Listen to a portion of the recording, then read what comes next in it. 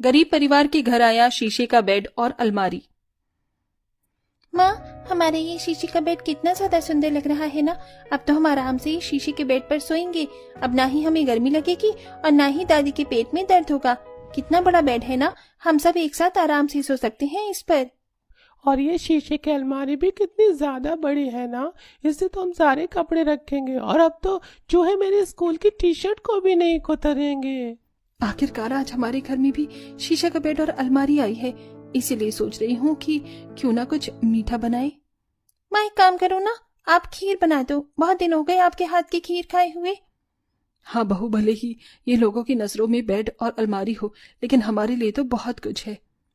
जहां अमीर से अमीर और गरीब से गरीब के घर में लकड़ी के फर्नीचर और सामान देखे जाते हैं, क्या वहीं इस गरीब परिवार के घर में शीशे का बेड और अलमारी थी? आखिरकार ऐसा क्या कारण था जो गरीब परिवार ने अपने घर में शीशे का बेड और अलमारी लेकर आए थे? आइए इसे जानने के लिए कहानी में थोड़ा पीछे चलते हैं। माँ देखो ना, चूहे ने मेरी स्कूल की शर्ट कुतर दी। अब मैं स्कूल क्या पहन कर जाऊंगा? एक ही तो शर्ट थी मेरे पास ले देकर, और वो भी खराब हो गई। कार्तिक बेटा, ऐसी रोती नहीं है। लाओ, मैं जल्दी से तुम्हारी शर्ट सुई धागे की मदद से सिल देती हूँ। अगर आज हमारे घर एक और अलमारी होती तो मेरी शर्ट चूहा नहीं कुतरता। देखो ना, अब मैं कैसे पहनूं ये शर्ट? हे भगवान, पीठ तो बिल्कुल अकड़ सी गई है। सोया भी नहीं जा रहा है इस जमीन पर। तो बहू जरा पैर पर तेल लगा दे, वरना सारी रात दर्द से तड़पती रहूंगी। माँ, मुझे माफ कर देना। अगर मैं ठीक ठाक कमाता तो आज आपकी ऐसी हालत में जमीन पर सोना नहीं पड़ता। जिस तरह हर गरीब परिवार में किसी न किसी चीज की जरूरत होती है, ठीक उसी तरह इस गरीब परिवार में भी एक बेड और अलमारी की जरूरत है। बिना अलमारी के आए दिन घर में चूहा सभी कपड़ों को कुतरता जा रहा है। तो वहीं अनुराधा के पेट में कई सालों से दर्द था, जिसके चलते डॉक्टर ने अनुराधा को बेड पर सोने की सलाह दी थी।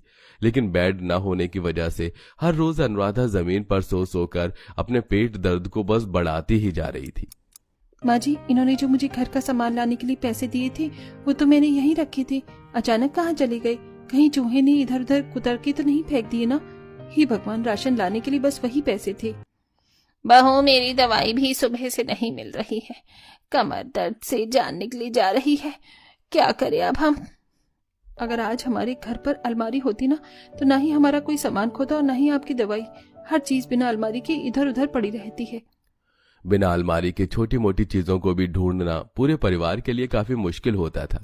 ऐसे ही एक रात सभी लोग जमीन पर जैसे तैसे करके सो रहे होते हैं कि तभी कार्तिक पानी पीने के लिए उठता है और अंधेरे की वजह से गलती से अपनी बहन